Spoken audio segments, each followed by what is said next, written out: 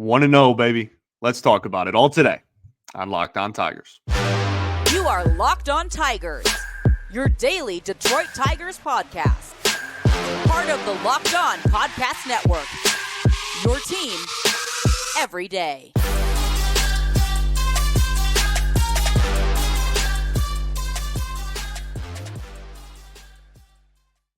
What is up, everybody? Welcome back to another edition of Locked On Tigers. I'm, of course, your host, Scott Bentley. Today is Friday, March 29th, 2024. Thank you so much for making Locked On Tigers your first listen every single day. We are free and available wherever you get your podcasts, including YouTube, part of the Locked On Podcast Network, your team every day. And your Detroit Tigers are 1-0 on the young season. They beat the Chicago White Sox, not One Sox, the Chicago White Sox 1-0 on Thursday afternoon. We are going to talk all about this ball game, break it down. We'll talk about the bullpen. That's what we'll start off doing, kind of work backwards, I guess a little bit, not really, because then we're going to talk about the offense. We are going to bury the lead, though, is my point. And even though I said we don't bury the lead around here yesterday, we are doing that today. We'll talk about Tarik Skubal later. We're going to talk about some managerial decisions that I really liked in this ball game, and then some roster moves that were made before the game. We'll talk opening day in general, Benetti, etc. Then we'll send you off into your weekend by previewing the remainder of the weekend, the last two games in this series on Saturday and Sunday. But welcome in. Happy Friday to all. Your Detroit Tigers are undefeated in 2024. Hopefully we can keep vibes high and continue winning this weekend, because this is a series that you should. I'll put it that way, so we don't use the word that is going to jinx the weekend. But Tarik Skubal, obviously the main storyline, but I want to start with the bullpen actually in this ball game, because I think that was very quickly one of the bigger storylines that came out of this game because of how it was used, right? Shelby Miller, first out of the pen, goes one inning of perfect ball with one strikeout. Didn't even really throw the splitter, which is, was the big revelation and was a huge reason for his success last season. So the fact that he was able to go an inning of perfect ball, still get a strikeout. I don't think he had any swings and misses off the top of my head, but still, looked sharp. Velo held, right? Command was good. It got a lot of weak contact. We'll take it. That's a good. If Shelby Miller can be a solid, around a 3 ERA pitcher, which would be even way worse than he did last year when he was unbelievable, and be kind of that first out of the pen type of guy, that is a massive, massive, massive asset to this bullpen. So really good start for him. Andrew Chafin, Foley's going to get all of the love in this outing, rightfully so. Okay, we'll talk about my dog here in a second, but Andrew Chafin, I thought, was excellent in this ball game. 1 1/3 perfect ball with 2 strikeouts, absolutely stellar. The velo was a little bit down, I guess, from what we were used to last year and in 2022, but the stuff was moving really, really well. His slider looked incredible. It was literally unhittable, and when I say that, I do mean literally. It induced 4 swings, and all of them were swings and misses. 100% whiff rate on the slider in this ball game. So, but yeah, and we'll talk about the managerial decision to leave him in to face Benintendi, I almost said Benetti, in the 9th later on when we kind of recap Hinch's day, because I think that he had several really nice managerial moves in this one. But yeah, Andrew Chafin was stellar. And even against righties, they put him out there against righties. His first 2 batters he faced were right-handed hitters and just went sinker low and away and induced ground balls, and still got some swings and misses on the slider even against those as well. So he looked really sharp, and I think that that's a great way to start off the season for him.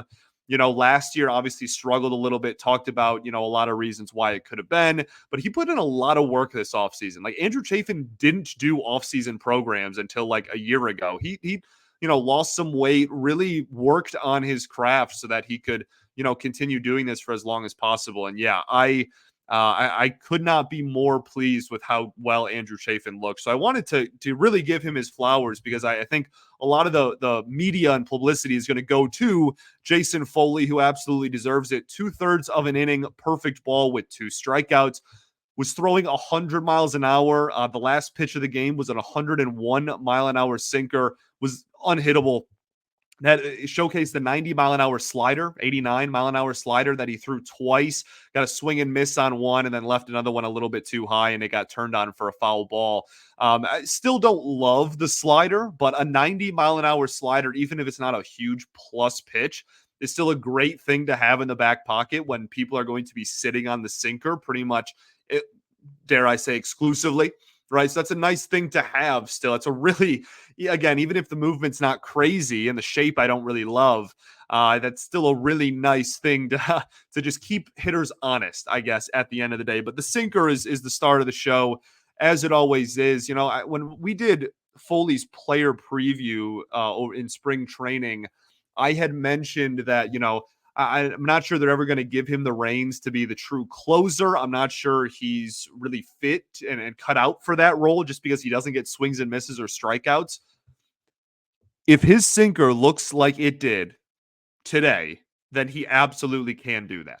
He was getting swings and misses on a sinker, which is not a swing and miss pitch. He obviously, like I said, got a whiff on his slider as well. He was sequencing them really well.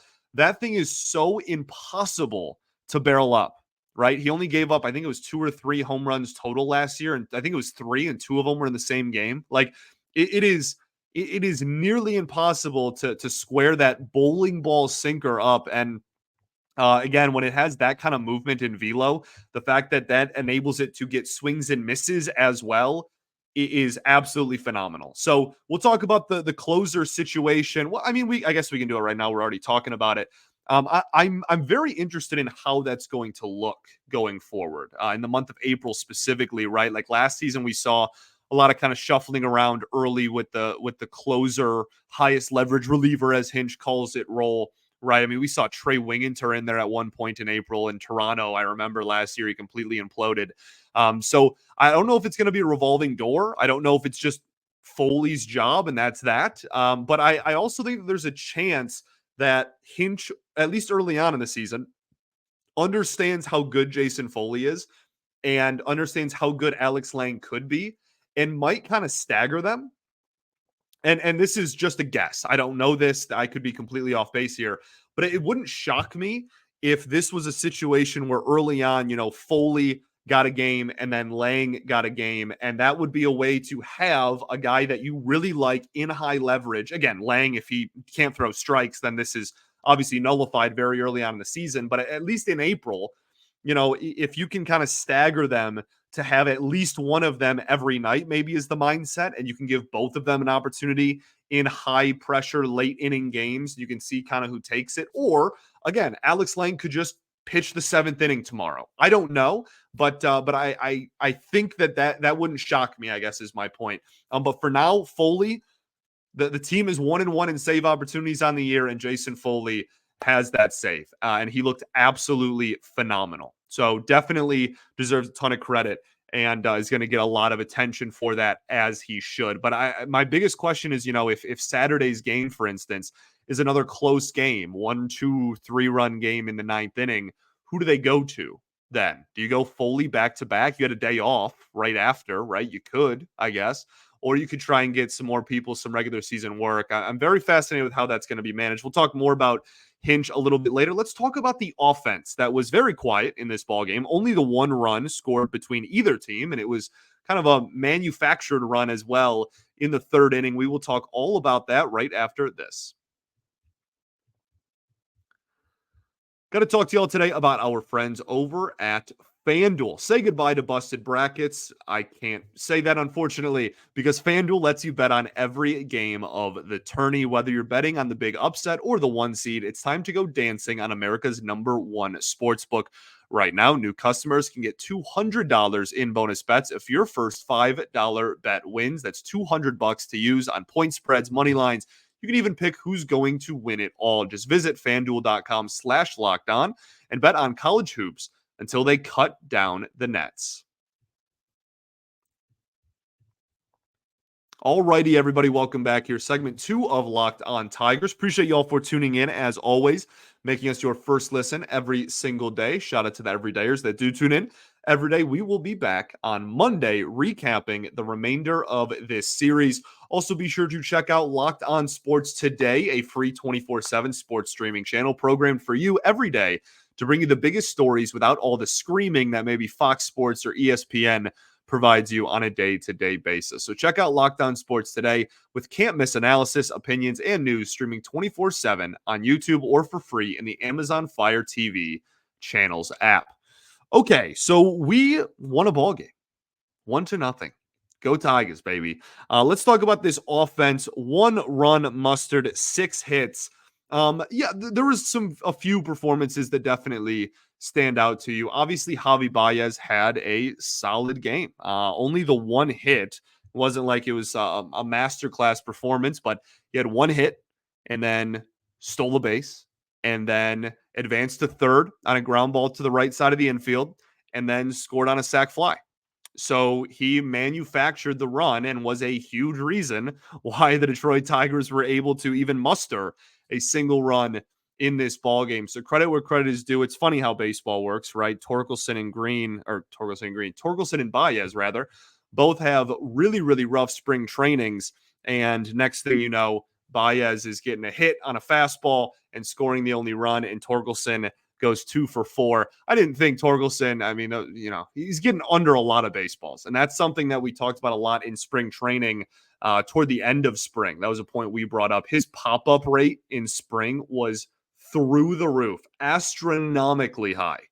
And in this ball game seemed to get under a lot of baseballs as well. One of those hits being kind of just like a blooper that found some grass out there. But yeah, we'll gladly take 2 for 4, right? We'll gladly take that any day of the week.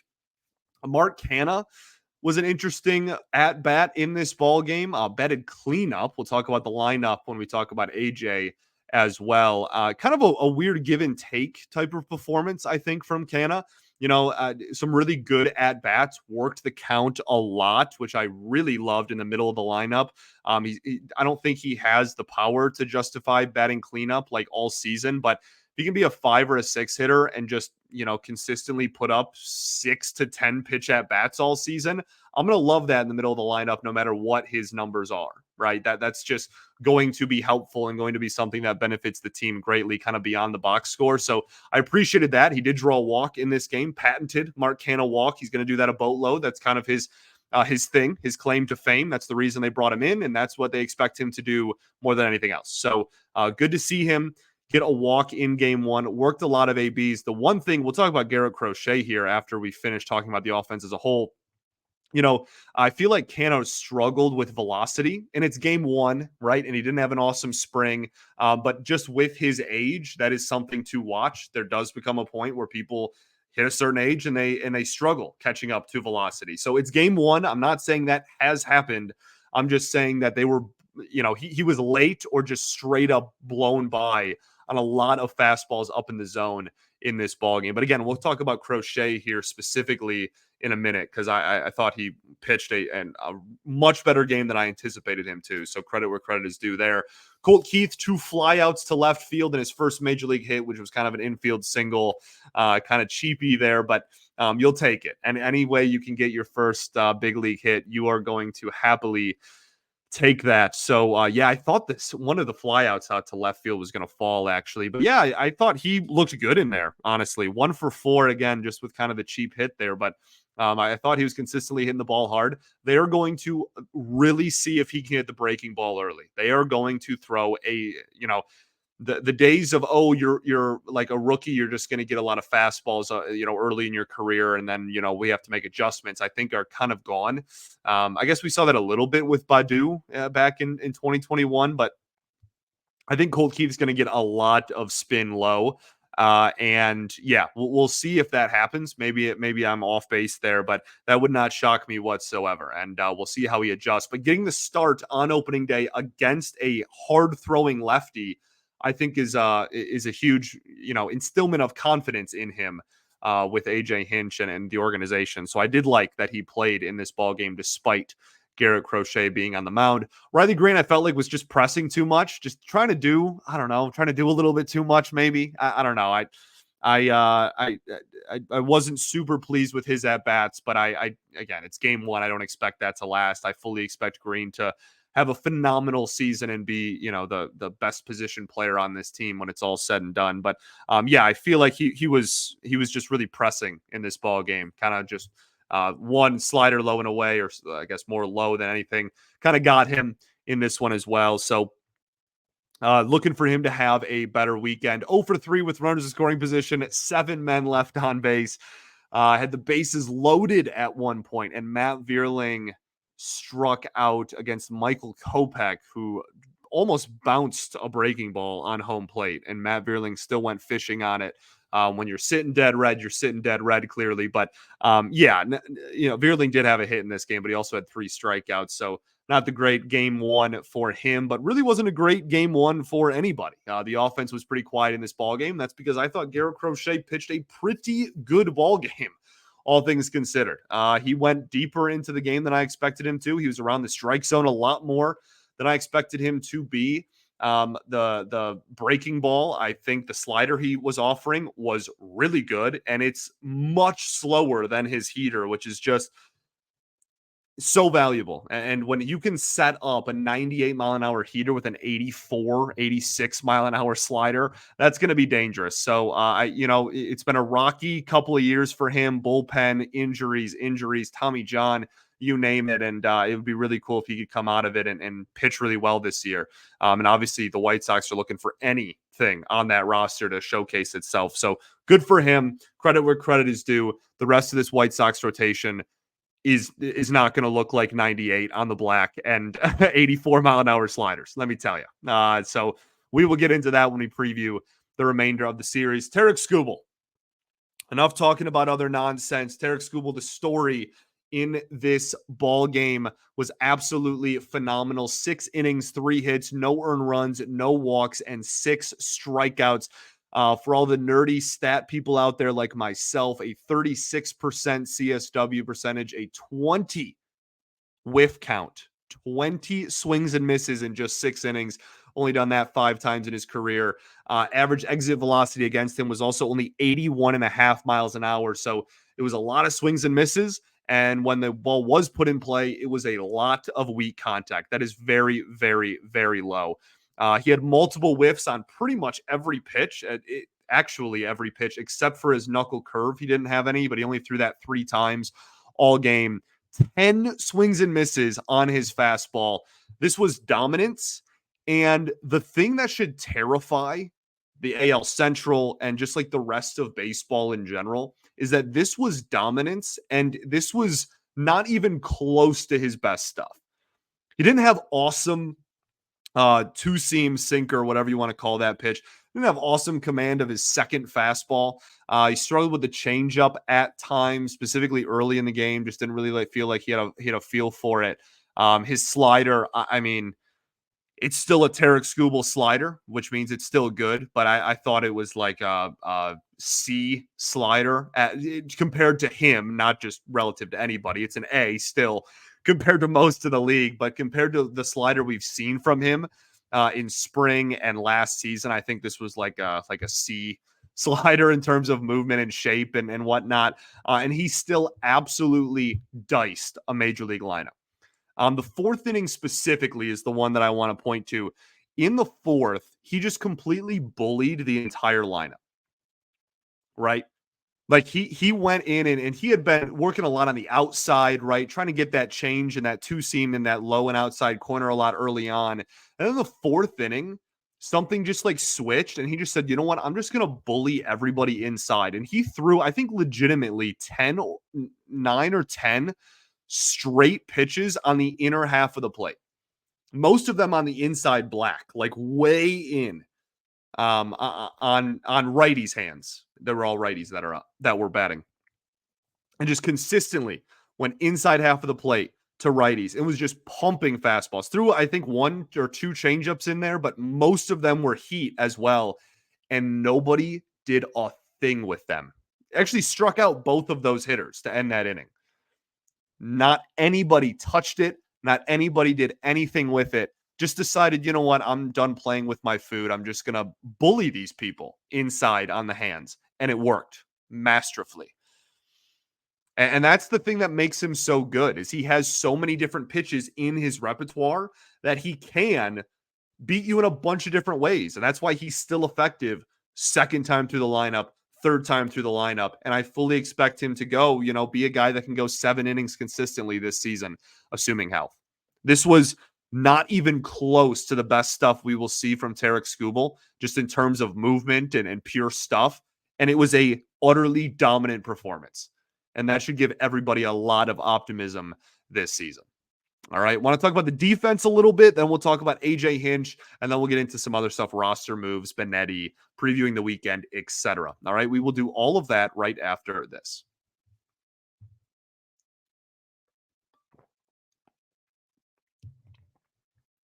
All right, everybody, welcome back. Your third and final segment of Locked On Tigers. Appreciate you all for tuning in as always. So defensively, this wasn't a game where there was a ton of defense to showcase. Riley Green had a couple of really nice plays in left field. Everybody held their breath. I was on the phone with my buddy, and when he made the diving catch, I just immediately was like, oh my gosh, please be healthy. Please don't be hurt. Please don't be hurt. Please don't be hurt. But he kind of actually joked around about it. He smiled and gave a thumbs up back to the dugout. He was like, I'm fine. Everything's good. And yeah, Tarik Skubal talked about it in his post-game interview. Talked about, how that was literally the position, the spot, and the ballpark where his injury happened last year. And he just has no fear and goes out and makes another big play to save an out, or to get an out rather. So yeah, really good to see him, A, just get up from it healthy, but B, had another nice route later, but just 2-3 really good plays in left field from Riley Green. He's going to be a really good defender in the corners now that he's been moved to there. Jake Rogers, I thought, caught a really nice ball game behind the dish. Didn't put too much work on his plate. Nobody really testing him on the base paths. Not a lot of balls in the dirt either, but he's just such a good game caller and is such a good receiver as well. Just can't give him enough credit. And then Torkelson, this is the one play defensively that I didn't like. There was a play, we talked about Torque's defense a lot this year, this winter and this spring. And there was a play where the infield was shifted to the right on Luis Robert Jr. And he hit a slow dribbler to the right side, and Colt Keith was kind of just hung out to dry and had to go all the way across, basically standing behind second base, run all the way across, get the ball, and there was just no play even at first base. That ball was hitting in no man's land. I'm not really sure there's ever going to be a situation where you get Robert out. He's really fast. But I think you have a much better chance at that if Torkelson actually goes straight to the ball. Skubal covers first. I think that Torque really kind of just left Colt Keith out to dry there. Not that, again, there's just no play, whatever. Maybe that's not fair, but I think that probably gives you a better opportunity if Torkelson tries to go get that baseball. But Torque also had a couple of nice plays over at first base, so credit where credit is due. But that one play just kind of irked me a little bit. At the base runner that was just a non-competitive play, and I think could have been a little bit more competitive. So let's talk about AJ Hinch in this ball game. We'll start off with the lineup. I still saw so many people freaking out when Kerry Carpenter wasn't in the lineup. And we've talked about it. This is year 4 of Hinch. We have to we have to know by now. And Crochet went deeper into the ball game than I expected him to. So Kerry Carpenter, I think, only ended with the 1 AB because of that. But yeah, this was he got hit by the pitch. That's right. But this is how AJ Hinch operates, right? Kerry Carpenter did not hit lefties well last year. And this is a guy that throws almost 100 miles an hour and has a really good slider. That's probably not the best matchup for Carpenter. The second they put a righty in, Kerry Carpenter grabbed a bat. Okay. It's okay. That's just how AJ Hinch is going to operate. And it's fine. He's going to get plenty of opportunities against lefties too, I'm sure. But he's going to get plenty of opportunities this year, and he'll play plenty this weekend as well. He'll probably be in the lineup for every single righty against. Torkelson batting 2 and Green batting 3, I thought was certainly interesting. I'm not really sure the logic behind that, other than maybe you're just more confident that Torkelson can, or maybe you're more confident in Green as a pure hitter.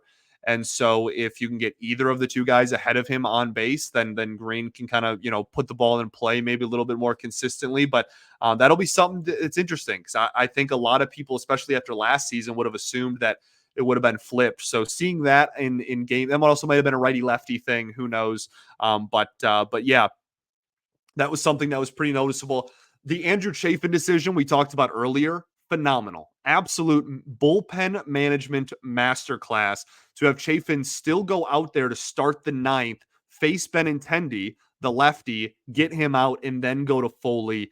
Just chef's kiss, masterclass. AJ Hinch, one of the best bullpen managers in the sport. Gio Urshela being a defensive sub at third base. Now, Carpenter pinch hit for Ibanez, so you had to put somebody there for sure. But Urshela is a better defensive third baseman than Andy Ibanez as well. So I think he probably does that anyway.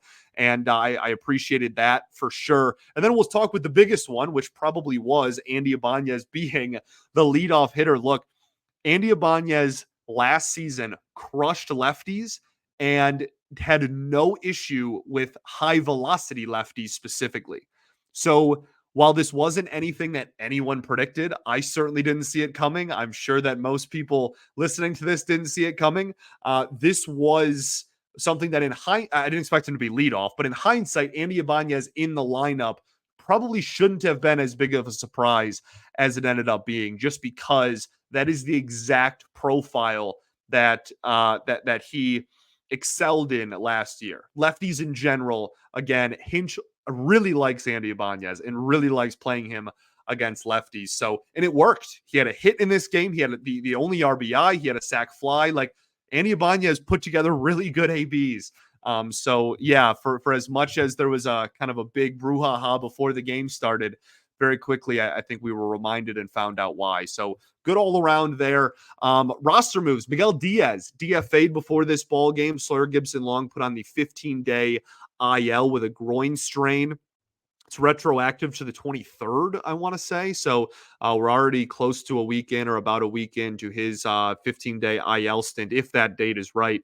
But yeah, we'll see. He's not going to be on the major league roster when he comes back anyway. But only one person on the IL to start the year. 2 thumbs up from me. Miguel Diaz, just hoping, putting vibes out there, praying that Miguel Diaz clears waivers. I don't think he's going to. I really don't. But I would love for him to still be a part of this organization. I am obviously very publicly and vocally a huge, huge fan of Miguel Diaz. Really cool to see Benetti get the ovation before the game. I didn't think they were gonna. Jerry Reinsdorf is just the worst. He's just the worst. And he's obviously one of the bigger reasons why Benetti left his position at Chicago. Vocally, publicly said he didn't like him very much, etc. He just sucks. And so I didn't think they were going to. I didn't think he would like or allow, him to get acknowledged. But sure enough, they did. And the fans loved him, gave him a little ovation before the game. Was really, really cool. I thought that was very nice of the White Sox organization. I'm glad they did it, and obviously knew that the fans love him. So seeing them give him his flowers was really cool to see. And then just opening day vibes. It's just the best. Baseball is back. And that's so awesome. Baseball's back, and your Detroit Tigers are undefeated. Hard to beat that. Let's preview the rest of the weekend really quickly, and I will send you off on your weekend. Tigers will play the White Sox on Saturday and Sunday. Both games will be at 2:10 Eastern. Saturday's game will be Mike Soroka. Man, Michael Soroka with the White Sox. Just a really unfortunate, just injury after injury after injury. This Braves team we talk about now was so, in its infancy, when it was a lot earlier on in that kind of rebuild process. Mike Soroka was talked about in the same breath as any of the pitching prospects they had, if not higher, and put together really, really good seasons. His 2019 was obviously phenomenal. and then just has been nonstop hurt from 2020 all the way to last season. Played in 7 games last season, and the Braves let him go. So I'm really hoping that he gets a good opportunity. Let's start with the redemption tour after Saturday, maybe, right? I wouldn't mind if he got popped on Saturday, but just really rooting for the guy. Really easy guy to root for. And he's only 26. It's not like this dude's over the hill. He was so young when he debuted for the Braves. Still only 26 years old. That's so wild. But Kenta Maeda, one thing I want to say about Maeda actually is it wouldn't shock me if he was a quick pull. Kind of no matter how he looks. Maeda is a guy, and Hinch has alluded to this kind of throughout the spring.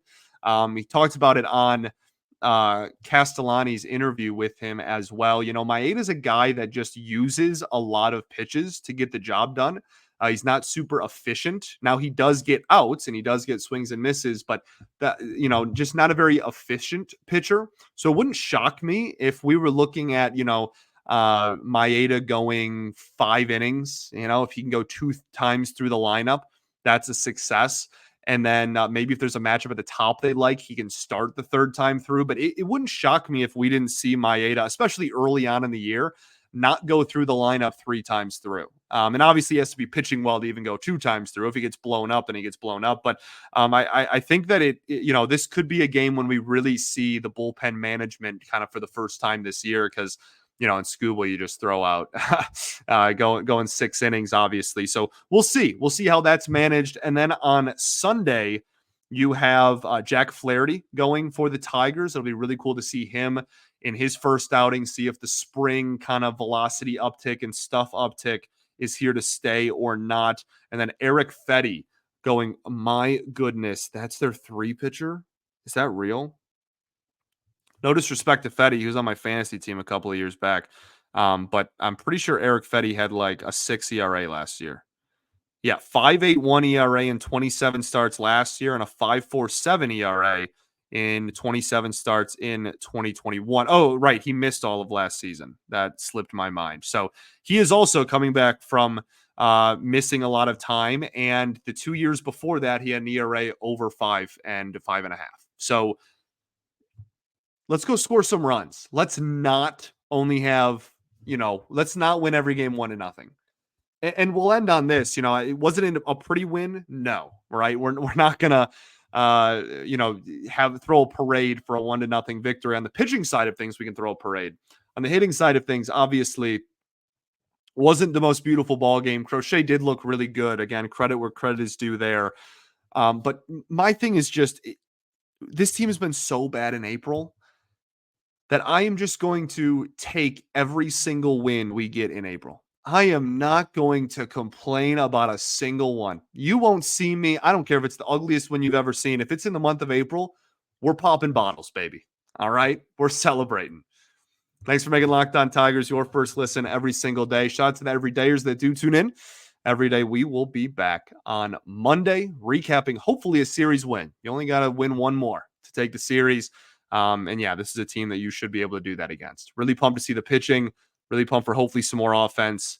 Baseball's back, baby. Peace and love. Going to therapy's dope. I'll catch you all Monday, baby. Go Tigers.